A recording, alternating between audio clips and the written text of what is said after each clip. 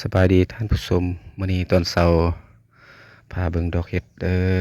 ตอนเช้าดอกเห็ดออกมาแล้วนี่ออกมาหลายแล้วนี่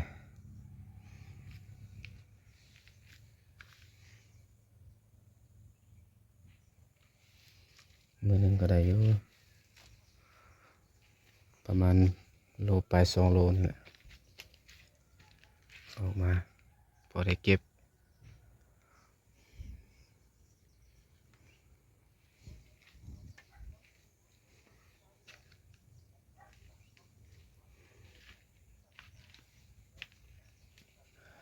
ช่วง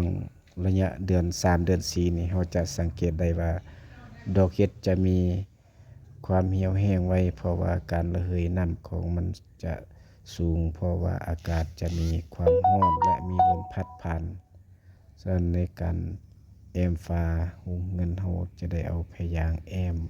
เพื่อป้องกันและให้น้ำสม่ำเสมอเศร้าสวยแรงเป็นปกติเพื่อให้ดอกเห็ดมีการเจริญเติบโตโดยไวเท่าที่จะไวได้เนาะอันนี้เราควรอาจจะใส่เป็นพิเศษ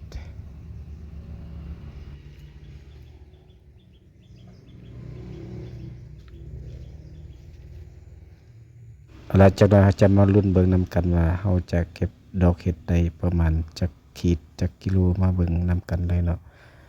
ขั้นตอนต่อไปเราจะเก็บและสั่งให้ท่านผู้ชมได้เห็นตัวจริงนำกัน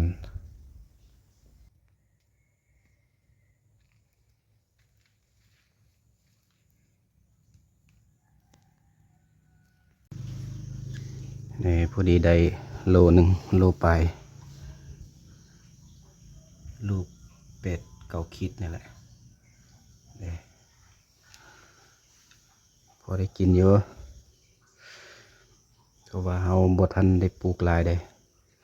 ถ้าปลูกหลายในมื้อหนึงอย่างน้อยก็5-6 โลนี่แหละอันนี้ปลูกน้อยเดียวใส่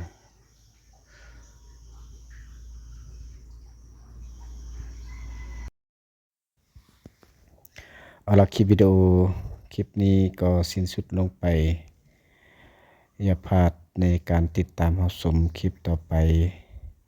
เพื่อเป็นกำลังใจอย่าลืมกดไลค์กดติดตามกดแชร์คอมเมนต์เพื่อบันดาลใจในการสร้างคลิปครั้งต่อไปขอขอบใจท่านผู้ชม